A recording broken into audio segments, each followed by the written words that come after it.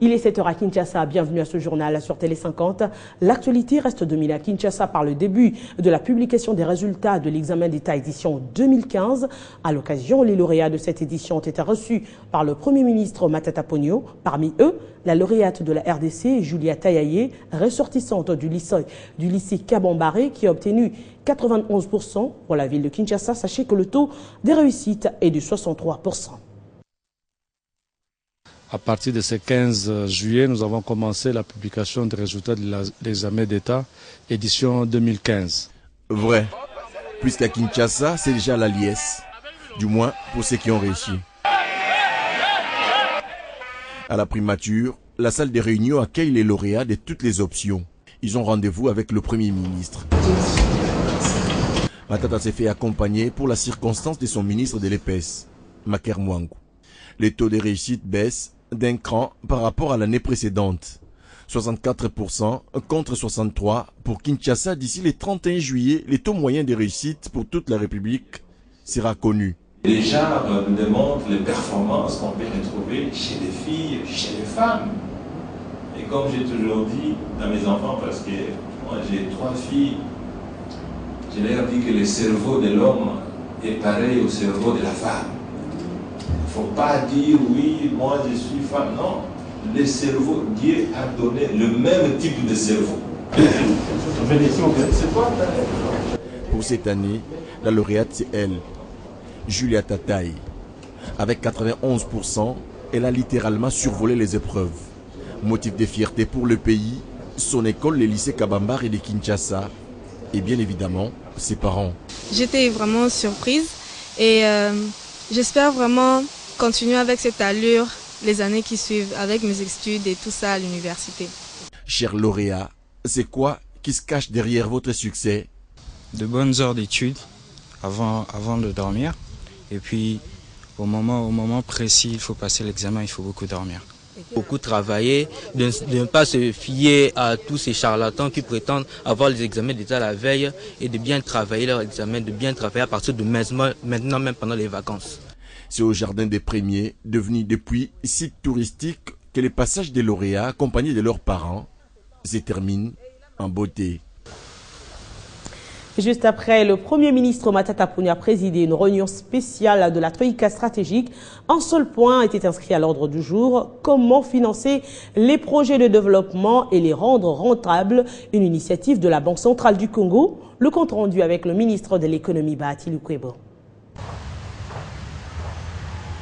Le gouverneur de la Banque centrale nous a apporté une réflexion au vu de ce qui se passe dans d'autres pays pour voir dans quelle mesure nous pourrions trouver des financements innovants qui nous permettent justement, en sus du budget de l'État, de pouvoir financer des projets qui, à court et à moyen terme, peuvent rapidement contribuer à la croissance économique et ainsi nous permettre de répondre aux préoccupations qui sont soulevées par la population.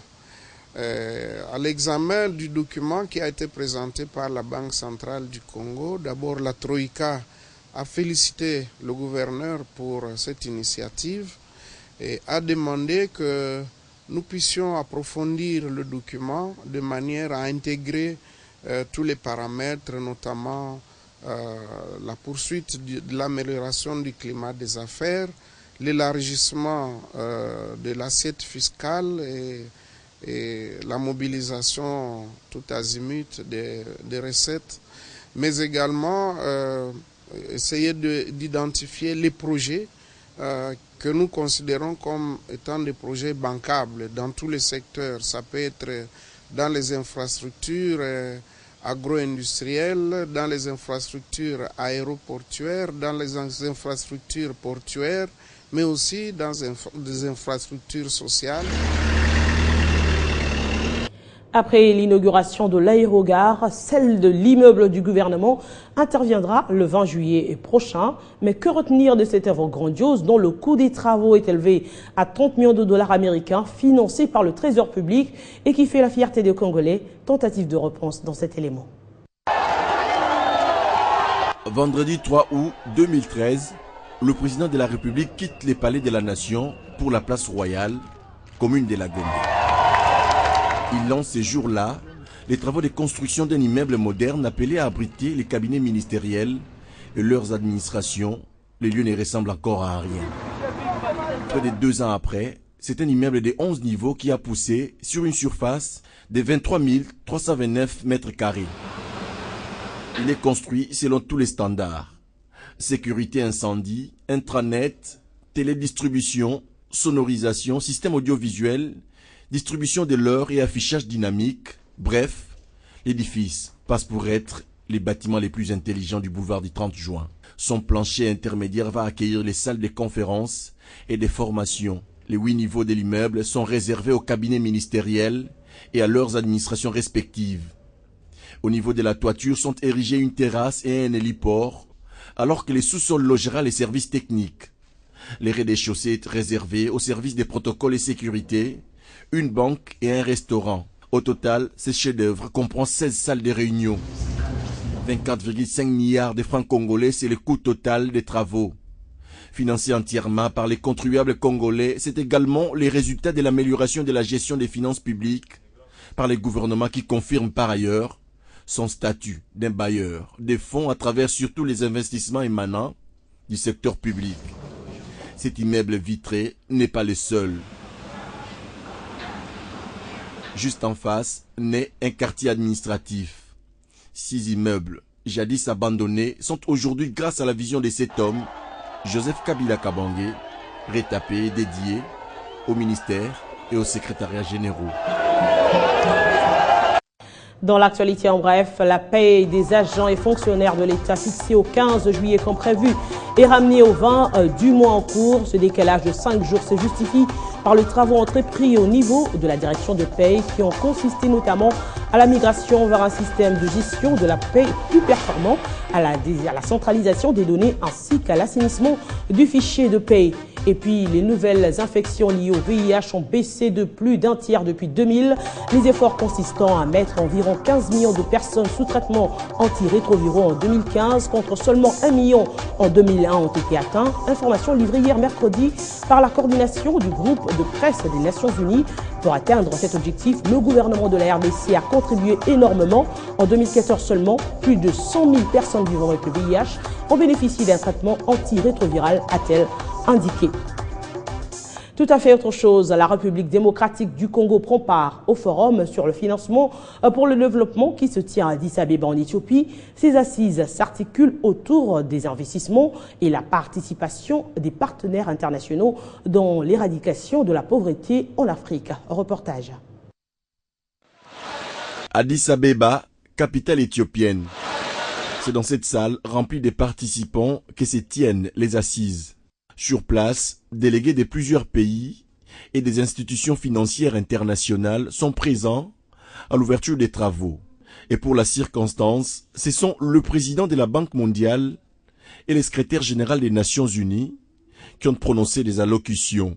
Ces personnalités ont toutes exhorté les différents bailleurs des fonds à mobiliser davantage des ressources en faveur de l'Afrique. Ban Ki-moon et Jin Yong ont au même moment invité les chefs d'État ainsi que les délégués des pays membres à se saisir de cette opportunité pour développer les économies à travers des investissements sociaux, environnementaux et économiques.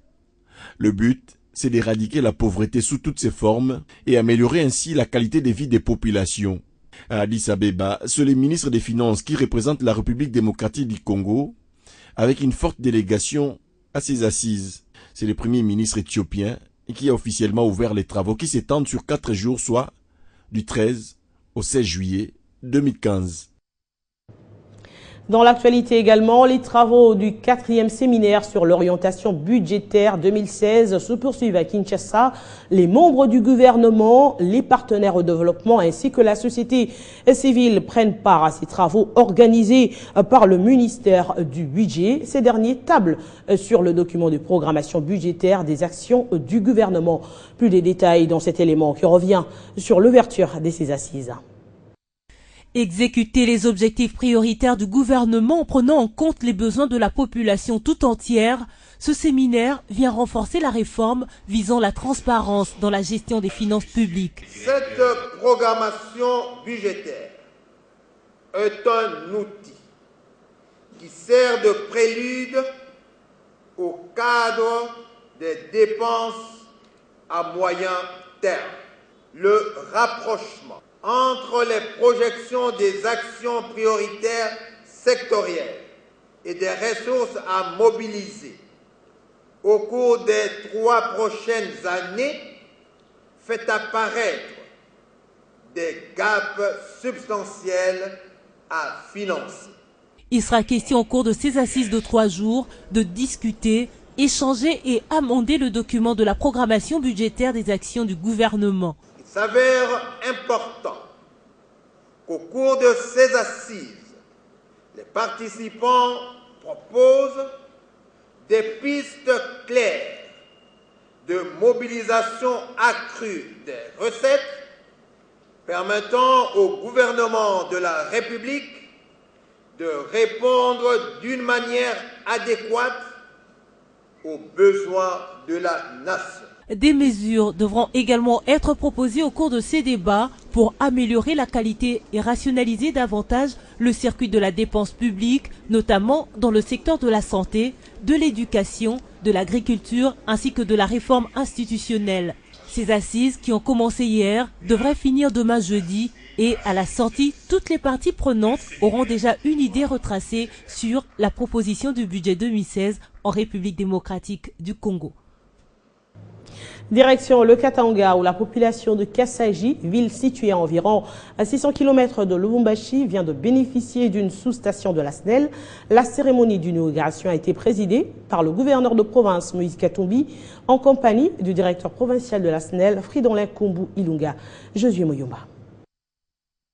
La population de Kassaji vient de rompre avec de longues décennies d'obscurité.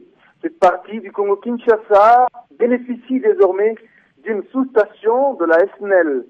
Les travaux se sont déroulés pendant 8 mois et exécutés par les ingénieurs de la Société nationale d'électricité. Le coût total de l'ouvrage s'élève à 2 500 000 $ américains. Une enveloppe décaissée par le gouvernement provincial dans le cadre du programme de la révolution de la modernité initié par le président Joseph Kabila Kabange. L'inauguration a eu lieu sous les auspices du gouverneur de province Moïse Katumbi en présence du directeur provincial de la SNEL. Ce dernier s'est même félicité du génie créateur de son personnel. Désormais, la RDC peut compter avec l'intelligence de ses propres fils pour réaliser les grands travaux de modernisation de la SNEL, a confié Fridolin Kumbu Ilunga. Les habitants sont venus en masse pour saluer l'ouvrage. Kassaji est situé à près de 600 km de Lubumbashi, dans la nouvelle province du Lualaba. Lubumbashi, Josué Mouyumba, Télé 50. En dehors de nos frontières, au Congo-Brazzaville, les travaux du dialogue national se poursuivent à Sibiti. Et ce jeudi, ce sera la 4e journée, mais du moins pour le compte de la 3e journée tenue hier. Les 2 commissions ont examiné les questions qui divisent en vue de trouver des solutions. À l'allure où vont les choses, il n'est pas exclu d'arriver à un consensus aussi bien sur les questions liées aux élections qu'aux réformes institutionnelles.